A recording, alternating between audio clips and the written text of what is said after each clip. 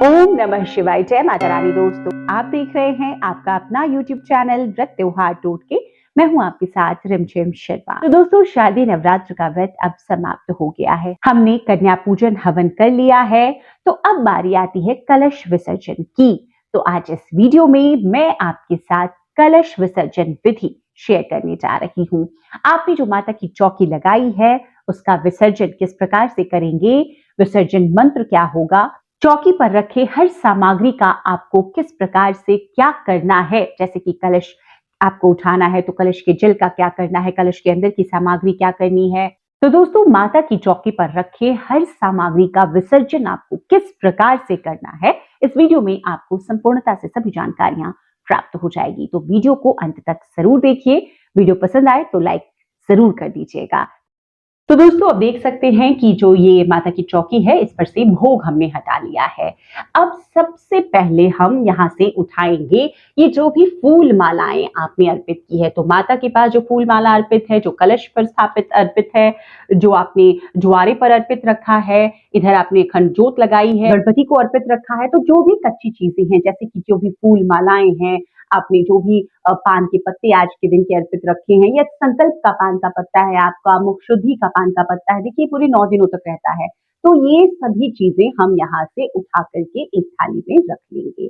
अब ये जो लौंग और इलायची है दोस्तों, इस लौंग इलायची को आपको अलग रखना है। देखिए, नवग्रह देवताओं की ये जो सुपारियां हैं, इसको आप उठा करके अलग रख सकते हैं। आप चाहें तो विसर्जन में दे सकते हैं, आप चाहें तो किसी ब्राह्मण को दे सकते हैं।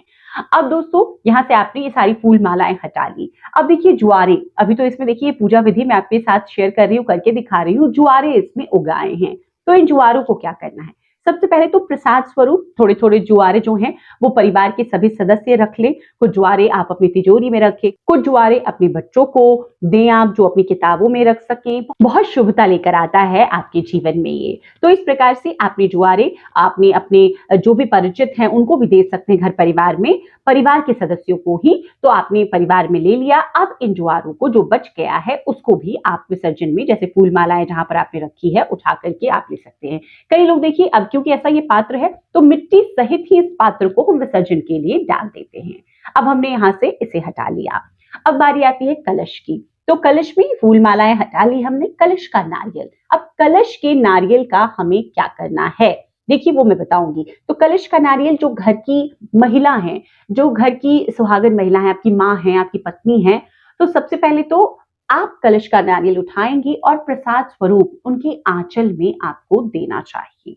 तो आपने नारियल प्रसाद स्वरूप उनके आंचल में दे दिया। अब कलश के अंदर जल है, तो जल को आप किसी भी पौधे में डाल सकते हैं। कलश के अंदर सुपारी है, सिक्का है, अक्षत है। उससे पहले जो थोड़ा सा जल है उसको आप अपने पूरे घर में, मुख्य द्वार से लेकर, सभी बैल्कनी है, फ्लैट में रहते हैं, आगे पीछे सभी तरफ, आपको सिर्फ शौचालय में नहीं जाना है, बाथरूम में नहीं डालना है, बाकी आप अपने पूरे घर में इसका छिड़काव करें। अपने अन्न रखने की जगह पे, अपने धन रखने की जगह पे, हर जगह पे इसका छिड़काव करें, क्योंकि इसी में हमने आह्वान किया है देवी का। तो ये जल कलश का जो जल है कितना शुभ है, ये हम सभी समझ सकते हैं। तो जल कलश का जो अब बचा हुआ पानी है उसको आप किसी पौधे में डाल देंगे। इसके अंदर की जो अन्य सामग्री है, जैसे अक्षत है, उसमें से थोड़ा सा अक्षत लें, अपने अन्न के भंडार में आप रखें।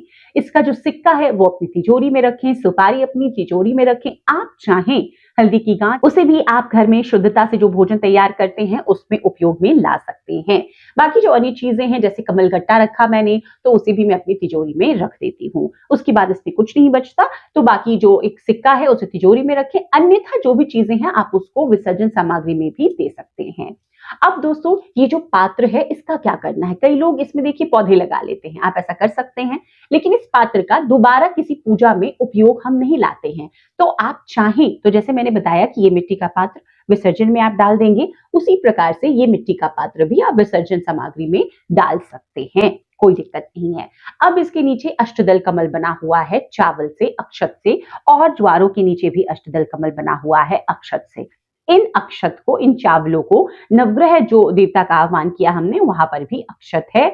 यहाँ पर जहां पर हमने गणपति का आह्वान किया उनको भी अक्षत है, आसनी स्वरूप अक्षत दी है। यहाँ पर हमने अखंड जोत लगाई है, इसमें चावल की ढेर नहीं लगा करके मैंने जई की ढेर लगाई है। तो ये जो अनाज है इसको आप किसी भी कहीं भी आप ऐसी जगह पे रख दें जहां पे चिड़िया, आप चिड़िया को खाने के लिए इनको रख सकते हैं। अपनी छत पे डाल दें, अपनी बालकनी में डाल दें, आप इनको डाल दें। अब दोस्तों बारी आती है जो अखंड जोत है, अगर इसमें दीपक में अगर घी अभी भी बचा हुआ है तो उसका क्या करना है। देखिए उसे बढ़ जाने दीजिए, आज के दिन आपको बहुत ज्यादा तेल घी नहीं डालना है, तो जो दीपक है वो बढ़ जाएगा। जो उसकी बाती है वो भी आप विसर्जन सामग्री में डाल सकते हैं। अब दोस्तों इस पाटे पर लगभग सभी चीजें हट गई हैं, अब माता की प्रतिमा और फोटो है। तो जो माता की फोटो प्रतिमा है उन्हें यथावत हम अपने स्थान पर, जो हमारे घर का मंदिर है वहां पर स्थापित कर देंगे। अब बचता है ये पाटा और इस पर ये रखा वस्त्र। तो इस वस्त्र को आप दोबारा अपनी पूजा में, किसी भी पूजा में इस्तेमाल कर सकते हैं। आप चाहें तो सभी जो विसर्जन की सामग्री है इसी में बांधकर बहते जल में विसर्जित कर सकते हैं। तो दोस्तों इसी प्रकार से विसर्जन की जो संपूर्ण विधि है वो आपको रखनी है। लौंग इलायची सुपारी का मैंने बताया, वो आप खाने में उपयोग कर सकते हैं, या फिर आप ब्राह्मण को जैसे ये सुपारी आप देंगे तो लौंग इलायची भी आप उनको दान में दे सकते हैं। इसके बाद में दोस्तों दुर्गा सप्तशती की पाठ हमने की है, किताब रखी है, इसको भी यथास्थान पर हम स्थापित कर देंगे जहां पर हम रखते हैं। दोस्तों अब बारी आती है सुहाग की सामग्री की। तो सुहाग की सामग्री का हमें क्या करना है। सुहाग की सामग्री जैसे कि मैंने देखिए साड़ी रखी है, कॉटन की साड़ी मेरी सास को मैं दूंगी। बिंदी आप खुद भी इस्तेमाल कर लें, महावर, चूड़ी, जो आप खुद चाहते हैं आप खुद इस्तेमाल करें। आप चाहते हैं अपने परिवार में जैसे अपनी सास को, अपनी माँ को, बहन को देना, आप उन्हें भी दे सकते हैं। आप चाहते हैं किसी ब्राह्मणी को दान कर देना, आप उन्हें भी दान कर सकते हैं। तो सुहाग की सामग्री का ये करना है आपको।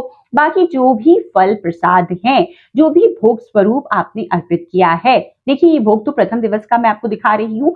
आज के भोग में पूरी, हलवा, काले चने का भोग होता है। तो विसर्जन के बाद इसी भोग को ग्रहण करके आप अपना व्रत खोलेंगे। तो इस प्रकार से अब एक एक कर मैंने सभी सामग्रियों की विसर्जन विधि बता दी है दोस्तों। उम्मीद करती हूँ कि जो सभी जानकारियां मैंने आपके साथ विसर्जन विधि शेयर की है आपके लिए उपयोगी साबित होगी। करती हूँ आप भी इन शादी नवरात्रों में माता रानी की उपासना आराधना के बाद में इसी तरह विधि विधान से कलश विसर्जन कर इस व्रत को संपूर्ण करेंगे। व्रत का इसके बाद पारण कर व्रत का पूर्ण फल मिलेगा, आपको भी प्राप्त करेंगे आप भी।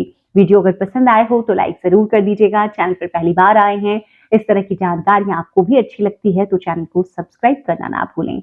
वीडियो देखने के लिए बहुत बहुत शुक्रिया। जय माता रानी, हर हर महादेव।